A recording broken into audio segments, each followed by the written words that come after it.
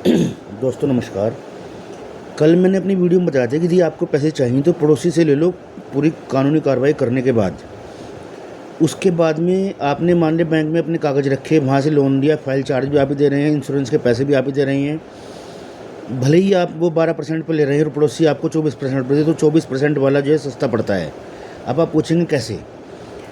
मैंने जो है 10 लाख रुपये का लोन लिया था, उसको लगभग 2-2.5 साल चलाया।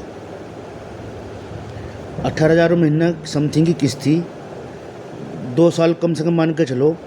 तो मैंने क्या सोचा कि भाई 10% के हिसाब से लिया, चलो 10 की जगह 12 पकड़ लो।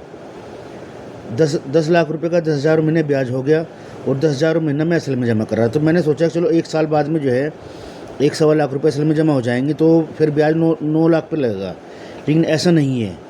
2-2.5 साल बाद में मैंने वो लोन चलाया। 2-2.5 साल बाद में मैं उस लोन को फ्री कराने के लिए गया, तो मुझे बताया गया कि 9.5 लाख रुपए बाकी हैं। सुनकर बड़ा शौक लगा। खैर कोई बात नहीं, मुझे तो क्लियर करना था। मैंने जो है 9.5 लाख रुपए कहा भाई चलो कह रहे मेरे से चेक ले लो। तो उसके बाद में इन्होंने क्या ये कंपनियां करती हैं, फिर जो है जितना प्रिंसिपल अमाउंट बचा है उस पर 4% फाइल क्लोजिंग चार्ज जोड़ती हैं, जो कि मान लिया उस समय ये कहते हैं कि हम बताते हैं, लेकिन बताता कोई नहीं है। क्योंकि उस समय आज के टाइम में प्राइवेट सेक्टर क्यों कामयाब है, गवर्नमेंट सेक्टर क्यों फेल है। ऐसा नहीं है कि मैं लोन लेने के लिए पीएनबी बैंक में नहीं गया था, लेकिन उन्होंने कोई सुनवाई नहीं करी।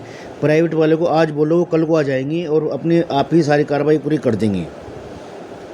और ये देखो कि 9,90,000 रुपये मुझे जमा कराने पड़े हैं। तो ये कंपनियां क्या करती हैं, जैसे आपने 10 लाख रुपए का लोन लिया और 8 साल के लिया, 8 साल के लिए 8 साल में मान लिया आपको जो है 18 लाख रुपए जमा करने हैं, तो ये 3-5 साल तक कम से कम अपना ब्याज जमा करेंगी आपके अमाउंट में।